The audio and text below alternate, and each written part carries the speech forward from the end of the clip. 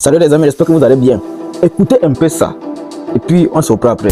Le président Ouattara, c'est un président de vision, c'est un homme éclairé. Vous savez, s'ils n'ont pas pu déstabiliser la Côte d'Ivoire, c'est parce que le président Ouattara est un homme très sage, de vision. Écoutez, en Côte d'Ivoire, là, ils avaient voulu déstabiliser la Côte d'Ivoire à travers l'armée française. Remarquez, au Burkina, le coup d'État là, le coup d'État n'était pas consommé. Pourquoi ils ont réussi à manipuler les gens? Ils ont menti que le président Damiba s'est refusé à l'ambassade de France, à l'armée, s'est refusé au camp Sangou. Ça s'appelle le camp là où il y avait les militaires français. S'est refusé, c'est les militaires français. C'est ce qu'on avait dit pour mobiliser les gens. Parce qu'il y a des gens qui ne comprennent pas. Quand on parle de la France, il y a beaucoup qui sortent parce qu'ils se disent pourquoi la France veut s'insérer dans nos affaires. C'est ce qu'on a fait au Burkina. Le coup d'État n'était pas consommé. Jamais. Donc ils ont sorti cette thèse-là. Ils ont menti que Damiba s'est refusé à l'ambassade de France dans le but de préparer des attaques contre le Burkina. Et les gens ont dit non. Mais si c'est ça, si c'est la France qui veut s'insérer dans nos affaires, donc on sort. Et les gens sont sortis. Pourtant, ce n'était pas vrai. C'était faux. Voici comment les gens ont commencé. IB a commencé à prendre la main. Sinon, le coup d'État n'était pas consommé. Jamais, malgré ça. Ce sont les sages qui sont venus prendre le pouvoir pour IB. Au Niger, c'était pareil. Bazoum, là. Bazoum tenait toujours. Comment on a fait? Ils ont menti que c'est l'armée française qui veut réinstaller Bazoum. Et les gens sont sortis. Les Nigériens ont dit pourquoi la France veut s'insérer dans nos affaires. Et les gens sont sortis. C'est pas pareil. Au Mali, c'est la même chose. Avant, si tu es abonné, je peux comprendre comment tu peux regarder la vidéo. Tu likes même et tu ne t'abonnes pas. Mon ami, abonne-toi d'abord. Et puis, tu reviens et tu partages. Je ne comprends pas. C'est moi qui est derrière, qui est en arrière, ou bien c'est les Africains qui refusent de grandir, qui refusent d'évoluer. De nos jours, avec ce que Ibrahim Traoré fait pour son pays, et par là, toute l'Afrique, il y a toujours la peau noire, les nègres ici, qui le combattent. Je ne comprends pas. Si vous avez une explication à ça, pardon les gars, venez dans les commentaires, on en discute. Parce que je ne comprends pas franchement. Il y a une personne comme Ibrahim Traoré qui veut libérer l'Afrique de l'emprise du colon. Mais il y a les gars qui nous ressemblent, qui le combattent. C'est pas ça comment.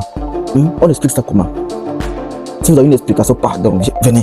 J'aimerais qu'une personne qui combat Ibrahim Traoré vienne au commentaire de faire une vidéo pour nous expliquer. Parce qu'on ne comprend pas. Personnellement, moi, je ne comprends pas comment on peut combattre le travail et le combat d'Ibrahim Traoré du Burkina Faso. Et voir de toutes les PDRS, Niger, Mali. Je ne comprends pas. Continuez un peu. Suivons. C'est la même chose.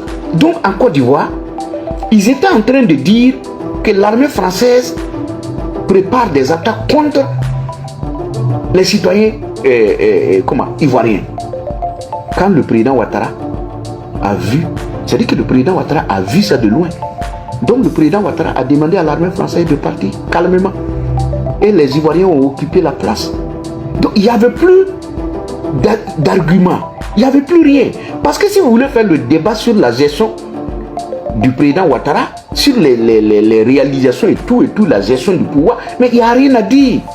Le président Ouattara est clean. Il gère bien la Côte d'Ivoire. La Côte d'Ivoire est en paix. La Côte d'Ivoire se construit, tout va bien. Vous ne voyez pas que même l'opposant Gbagbo n'avait rien à dire. Il était obligé de dire qu'on ne mange pas des ponts. Oh, on ne mange pas des ponts. Que les ponts c'est inutile, on ne mange pas des ponts. Non mais que la tour là, comment on va... Non, ça c'est du gaspillage. Vous voyez, tellement qu'il n'y a rien. Même Gbagbo même dit qu'on ne mange pas ponts. Tu voyez, un dirigeant, quelqu'un qui veut diriger la Côte d'Ivoire, il dit qu'on ne mange pas ponts. Il parle comme quelqu'un comme un enfant de la rue. Ça ne veut rien dire. Et voilà, vous voyez. Donc il n'y a rien sur quoi s'appuyer pour battre campagne. Il n'y avait rien en Côte d'Ivoire. Donc le président Ouattara il avait 5 sur 5 partout. Donc le Bénin, c'est ça. Vous avez vu hier, ils ont sorti la même thèse au Bénin en disant que il y a l'armée française qui prépare des attaques, ou peut-être qui prépare l'armée française qui veut réinstaller Talon. Maintenant, le cas du Bénin, pourquoi ça n'a pas réussi au Bénin? Ça n'a pas réussi au Bénin parce que il y a moins d'analphabètes au Bénin. Au Bénin là, les Béninois, félicitations aux Béninois. Il y a un Béninois qui m'a écrit, il dit que c'est de quel Bénin même on parle. Ils disent qu'ils sont dans les rues, il n'y a rien. Quand même ils voient des vidéos, que c'est sur la toile même que eux-mêmes, ils suivent l'actualité. Lui il est à Cotonou mais il n'y a rien. Il est sorti me filmer, il dit que mais c'est de quel Bénin même on parle. Qu'il y a un autre Bénin où c'est le même Bénin que nous, que eux ils connaissent là. Je dis c'est même Bénin là, on dit qu'on a pu. Il dit non. Ça dit que la propagande n'a pas réussi. On a mêlé le nom de la France dans cette affaire, ça n'a pas réussi. Les gens ne sont pas sortis. Si vous remarquez, regardez le discours même des propagandes, c'est-à-dire que des mutins là. Vous voyez, c'est pas organisé. Qu'est-ce qui s'est passé? Les gens les ont dit, sortez seulement, allez-y à la télé, faites une déclaration, nous allons manipuler les gens et les gens vont sortir, c'est comme ça. Ce n'est pas une préparation en tant que telle. C'est vrai que les têtes se sont préparées. Mais quand vous remarquez le scénario, c'est le même scénario au Niger. Au Niger, ce n'était pas quelque chose de préparé. Ce sont les mêmes propagandistes là, de l'AIS qui ont sémé le désordre au Niger. Ils ont fait prendre Bazoum dans la douce et puis ils sont sortis, ils ont commencé à crier. Vous comprenez? C'est la même chose, c'est le même scénario au Bénin. Quelqu'un qui va faire une déclaration à la télé et il ne tient pas le chef de l'État. Vous ne voyez pas qu'il y a quelque chose qui ne va pas? Et il faut aussi saluer la hiérarchie militaire béninoise.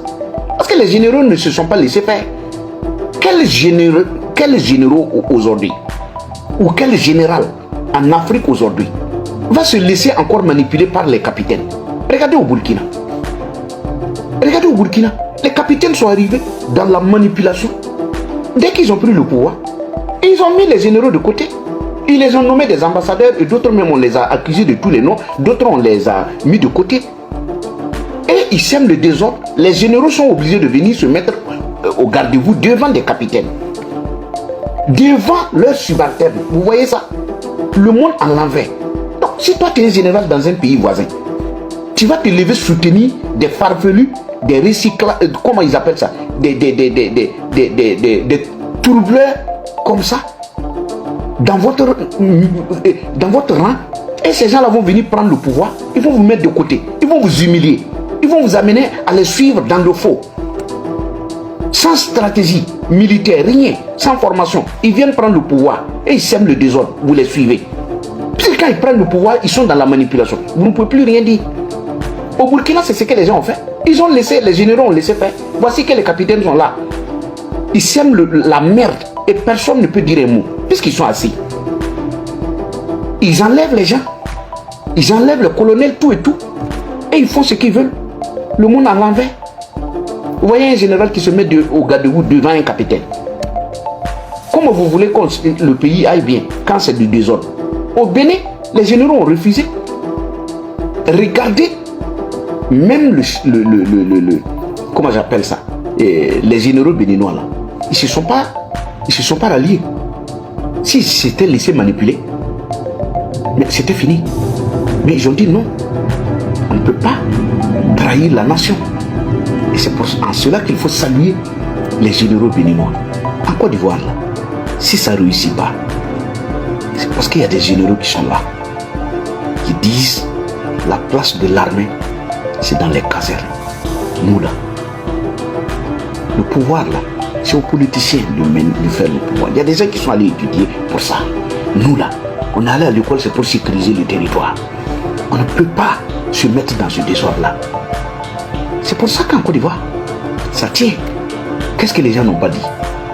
Ça ne marche pas. Ça ne marche pas. Donc, je ne serai pas long. C'est pour vous dire au Bénin, Patrice Talon nous a apporté son soutien. C'est lui qui sécurise Koualou actuellement. Et si quelqu'un, un chef d'État, nous appuie de cette manière-là, pourquoi on veut les déstabiliser? Qu'est-ce qui se passe au Bénin? Il y a un problème au Bénin? Non. Pour des petits problèmes entre nations, on ne peut pas se mettre à vouloir déstabiliser un pays. Déjà que nous-mêmes, notre pays est déstabilisé, on ne s'en sort pas. Pourquoi on veut déstabiliser notre pays? Ça nous apporte quoi? Et à chaque fois, c'est le nom du Burkina qui sort. Vous avez remarqué, même au Sénégal, là, contre Macky Sall, mais ce sont les noms des gens de l'AIS qui sont sortis. Ici, là, au Bénin, là, les enquêtes vont vous surprendre. Hein? Il y a des choses que j'ai déjà reçues. Parce qu'il y a des capitaines de la sous-région, là. Ils se sont formés au Bénin. Donc, avec les liens qu'ils avaient avec les petits capitaines là-bas, ils les ont contactés et bon, ils sont rentrés dans ça. Et ce sont des gens qui ont infiltré l'armée béninoise. Ça va sortir. Patrice Talon, il a déjà tout. Il y a des gens qui ont pris. Il y a des gens même des pays voisins que je ne vais pas dire les noms ici. On les a envoyés là-bas. Aujourd'hui, leur téléphone ne passe pas. On ne sait pas où il est. Ils sont d'ailleurs. Leur téléphone ne passe pas.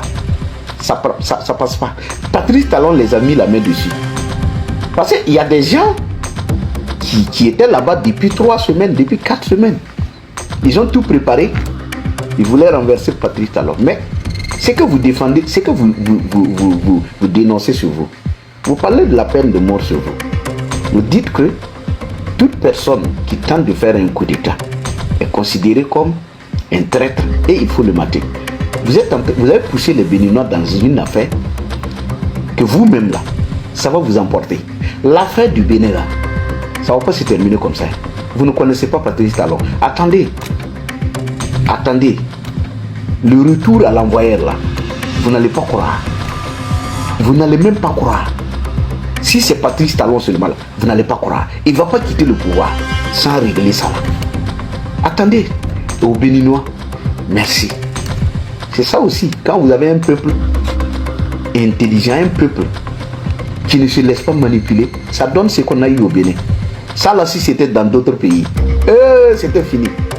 Les gens allaient sortir dans les rues sans rien comprendre. Mais les Béninois, non. Yeah. Quoi? Oh, sortez. La France, les Béninois dit, nous on n'a pas de problème avec la France.